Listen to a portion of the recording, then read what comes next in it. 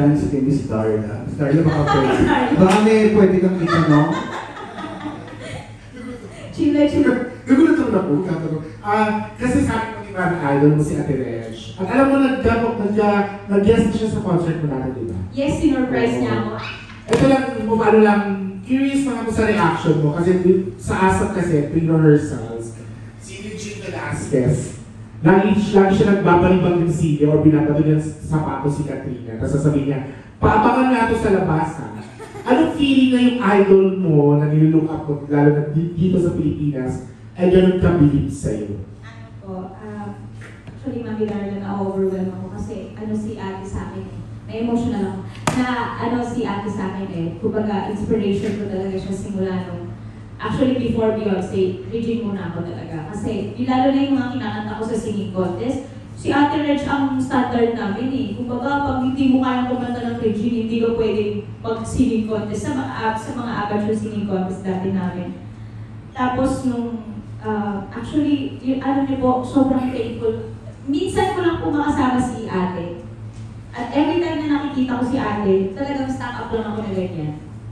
And sobra po akong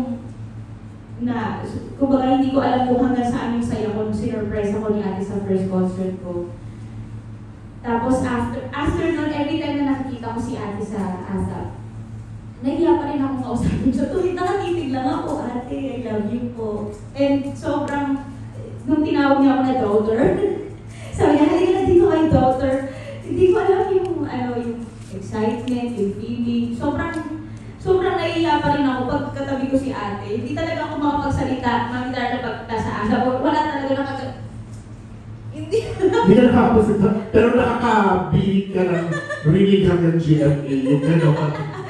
So, po talaga, sobrang big inspiration sa akin si Ate Reg at sobrang pasasalamat ko sa kanya kasi siguro kung hindi dahil sa way of singing ni Ate, siguro mas sa kanya ko din nahanap kung ano yung gusto ko or kung paano yung way of singing ko din. Kumbaga siya yung nagbigay sa akin si Ate yung nagbigay sa akin ng strength na parang kaya tong tanggapin ng tao. Kasi nowadays parang bilit ka lang ng bilit, yan. Pero parang hindi ko din ma-stop yung sarili ko na pag may Ate Reg, ito na yun. Kailangan ate-ate ka rin. Regine yan Nabanggit mo yung pagbilang, di ba hindi naman sa kalaban natin lahat yung very vocal si Ate Reg, di ba, dun sa mga pinagdadaanan niya sa boses niya, di ba?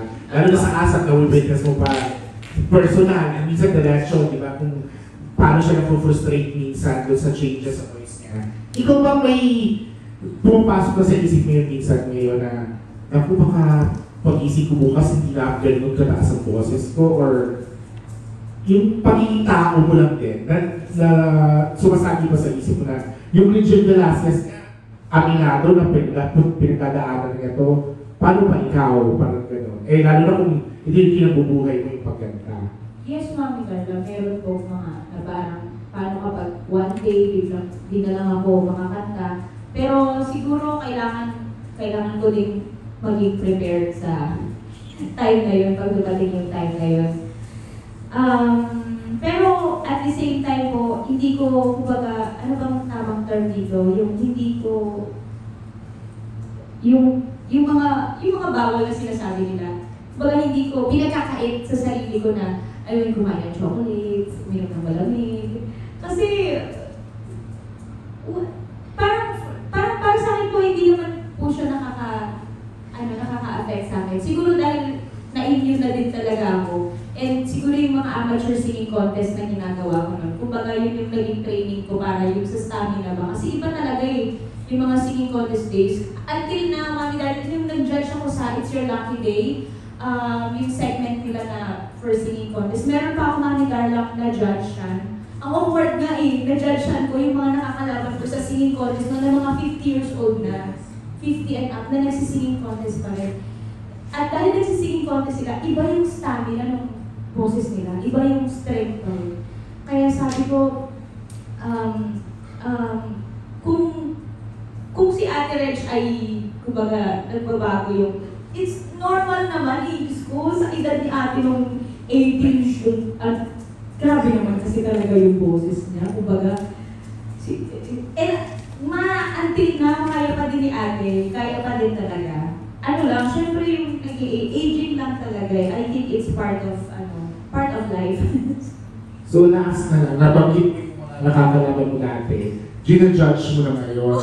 So ano pakiramdam lang lalo na siguro, you're the Zico, di ba? Maraming Gen Z ngayon na baka hindi na naaalala na ikaw si Suklay Diva. Pinag-usapan na natin kanina ng lunch, di ba na sa GGB, ginas ka ni Vice. Ngayon, burato ka sa TNT, andun si Vice, kabantar mo bilang artista. Anong pakiramdam na from that Suklay Diva online, ikaw na ngayon, Katrina is the Zico.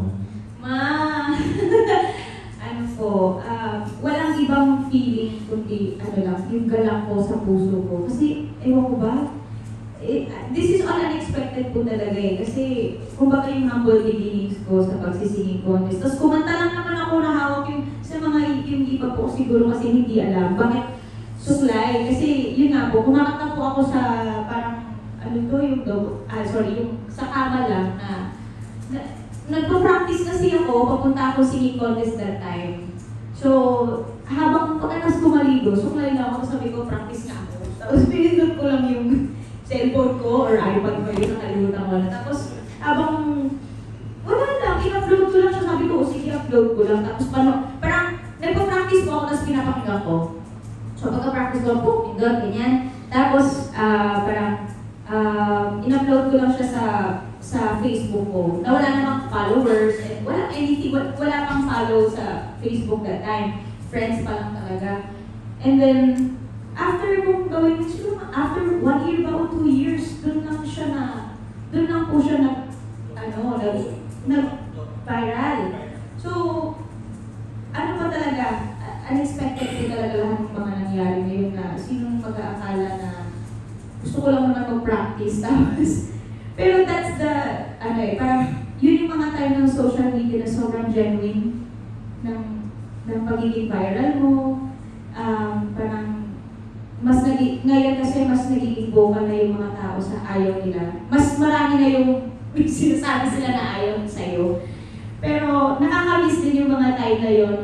And then, nung nabigyan ako ng opportunity to guest sa, kunyari, kay Meme, sa GGB, iba talaga. Actually, honestly po, iba si Meme. Iba siya mag-lift ng career ng mga new artists din. So, I'm very thankful with the advice din na sobra din niya akong, kumbaga yung pag-promote niya sa akin sa Showtime, pag-TNT namin, sobra din siya. Talagang, na-feel ko yung love ni Meme. So, thank you talaga. Amen. So, sabi ko last, pero ito na lang, i-wrap up mo lang yung session ko. Ngayon nga na, from your humble beginnings, tapos, nag-judge ka na ngayon, idol ka na rin ng marami ngayon, paano naman nag-give back?